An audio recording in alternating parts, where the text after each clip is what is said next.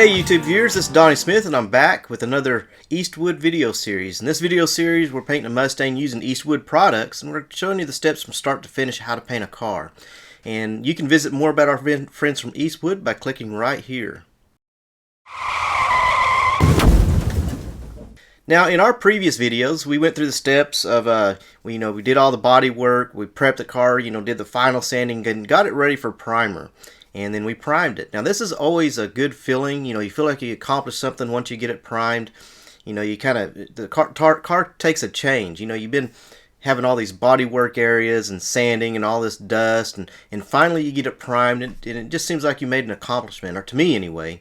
You do feel like you accomplished something, but there's still a lot of work to be done. And in this video we're going to go through the steps of how to block sand your primer. Now the first thing you want to do is you want to use Guide Coat. Guide Coat is a tool that's going to help you. It's going to reduce the amount of sanding you have to do. It's going to make it easier to find highs and lows. And I really encourage you to use it. I really don't care how long you've been doing this. It's a tool to make your job easier, make your life easier. What Guide Coat is, it's just a color that's contrasting so that you can see. So when you block, if there's any lows or anything like that, you're going to be able to see it. That Guide Coat's going to stay in that area, scratch or whatever. And this may mean that you need to prime and block again. It might block out during the blocking process, or if it's something you missed really bad during your body work, you may have to go back and do some body work, or maybe apply some putty. But for whatever reason, that Guide Coat's going to help you identify those lows, and it may even show some areas that you would not have been aware of that if you hadn't used the Guide Coat. So really, use the Guide Coat. It comes in a spray can. You can use it, we're using the Eastwood Guide Coat that they have here. It comes in a few different colors. Just use whatever color is contrasting from the primer that you're using.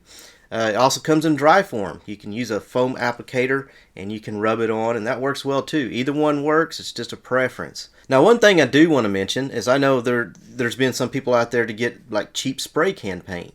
Like from Walmart or something like that, dollar can paint. That will work, but it's going to cost you a lot more sanding, and it's going to clog up your sandpaper much faster because that paint doesn't dry, kind of stays tacky. It clogs up your sandpaper real fast, and really, who wants to be block sanding more than they have to? And also save you some money on sandpaper. So what grit do you use in block sanding? Well, if you got a small area, your body work was good and it's going to block out in one time, what I would do is I would use 320 grit and block it out. Once it's blocked out and there's no Guide Coat left, then you can come back with some 500 to final sand it to get it ready for paint. But if it's a big area and you think it's possible that you may be priming again, well, I'm going to go a little coarser just to speed up the process. I'll start out with 220 grit and I'll sand it down with 220, and then if there's any areas, I'll go ahead and reprime. If I sand the whole area with 220 and all the Guide Coat sanded off and it looks great, then I can go back over at 320 grit to cut those 220 grit scratches to minimize them. Then I can come back with some 500, sand it with 500, and get it ready for paint. Now in this video on this Mustang, we feel pretty comfortable that most of our body work was ready to go. So we just started out with 320 grit and sanded all the entire area with some 320 grit. And I have a couple of clips in here where they're going to tell you a little bit about what they're doing. And I'm using this roll sander so that I can get into these areas that you really can't do with a block sander. It's got this prime, put some Guide Coat on it, and we're sanding it to try to identify highs and lows. Hopefully, this will be it. Right here, we wanted to find this line just a little bit better, so I used some tape. And that one's definitely going to take some more primer, but hopefully the rest of these will be done after this, as far as priming and blocking. You're joining me today sanding on the block primer, blocking on the sand primer. And block sanding this door so that we can get it off here. Just a quick recap on sandpaper. If you don't think you're going to have to prime again, use 320 then 500. If you think you may have to prime, start with 220, then 320, and then 500. Then you're ready for paint. And another thing I want to talk about when block sanding, just like when we talked about when block sanding body filler, you want to sand at a cross sand at a 30-degree angle, and you also want to be sure to keep your block flat onto the surface. So if you see a little spot of Guide Coat that's not sanding off, you don't want to tilt your block to try to sand that out, because that Guide Coat's telling you there's a low there. If you tilt your block over, it'll sand out. You can sand the Guide Coat out, but you just eliminated the reason you even primed it or Guide Coated it to begin with. So be sure and keep your block flat and sand until the Guide Coat's off, or you start sanding through the primer. If you sand through the primer, you know, there's no more primer there to block out, so you'll have to stop. And if there is still guide coat there, you're going to have to prime it again and block it again. Body lines. So here's a little trick for sanding body lines, or you know, like in this video, we're sanding that wheel well with that body line there. It can be a straight body line. But sometimes those are kind of difficult to sand. And to get it sharp, you know, to have nice sharp body lines, one trick is to use masking tape. You mask off one side of the body line and block to that edge of the tape. Then you take it off and mask the other edge of the body line and then sand that. And by doing that, that's going to help sharpen up that body line. Now you may have to come back and slightly round it to get it just like you want it, you know, to match the rest of the car. And a lot of guys that do show cars, you know, custom cars, they will do it on every body line on the entire car. They will use masking tape to sharpen those lines. Okay, concave areas. Those can be kind of a problem to sand sometimes, kind of difficult. Flat areas, of course, use a flat block. And remember, whatever you're sanding, make sure the block fits the surface that you're sanding. For these concave areas, they make a round block that works real well. It'll sand inside that concave area and make that much easier. You know, if it's a big flat area, of course you can use a flat block. They make a lot of different blocks, like MotorGuard makes some blocks, Durablock. There's a lot of different companies out there that make these blocks.